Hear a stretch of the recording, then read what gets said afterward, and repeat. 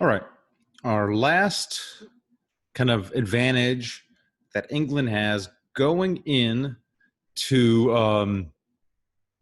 going into the Industrial Revolution is there's a transportation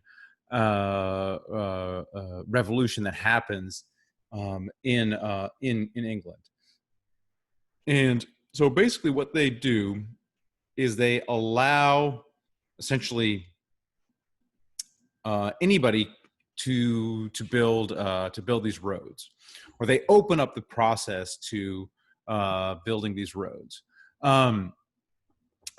Whereas before, like, there's not really any incentive for like a larger government to build these roads, but now that they open up the process, like kind of local towns have the incentive to build roads to them, because they can charge tolls and also increase traffic to their town. And so really the growth of these roads explodes. Okay.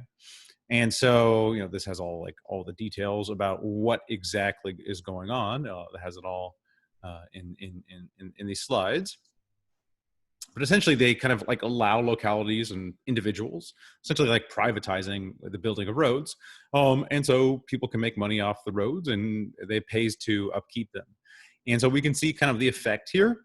So you have some roads in 1720. Here's 1740. And then by the time we get to 1770, it's just an explosion of roads. And so why does this matter? Well, market access is really important. And so if I have an innovation, or in order to have the incentive to innovate, I need to be able to access a broader market. And so the fact that now there are roads crisscrossing England, if I come up with something over here, I can easily get it to London. It's much cheaper for me to get it to London than back in this time period where if I invent in Worcester, how am I supposed to get this thing down to London? It's a real hassle. But once we have this dense road network, now I can ship it down to London. All right. Obviously, things are still primitive. It's just like horse cart, but it is much easier. Travel time by stagecoach, pre the roads, you can see, well, it takes a really long time, 80 hours to get up here. That is basically more than halved once we get the road network in there, which greatly connects all of England to each other. All right. And so if we're just looking at the development of various transportation technologies, this really is the one that is being used in the Industrial Revolution, at least initially. We typically think of railroads as being part of the Industrial Revolution, and they are, but it's a late development.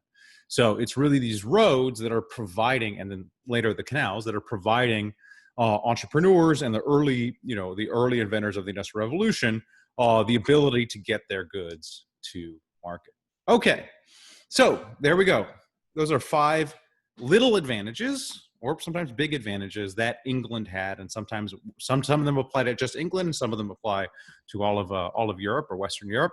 But they're all kind of like incremental advantages that England has going into the Industrial Revolution.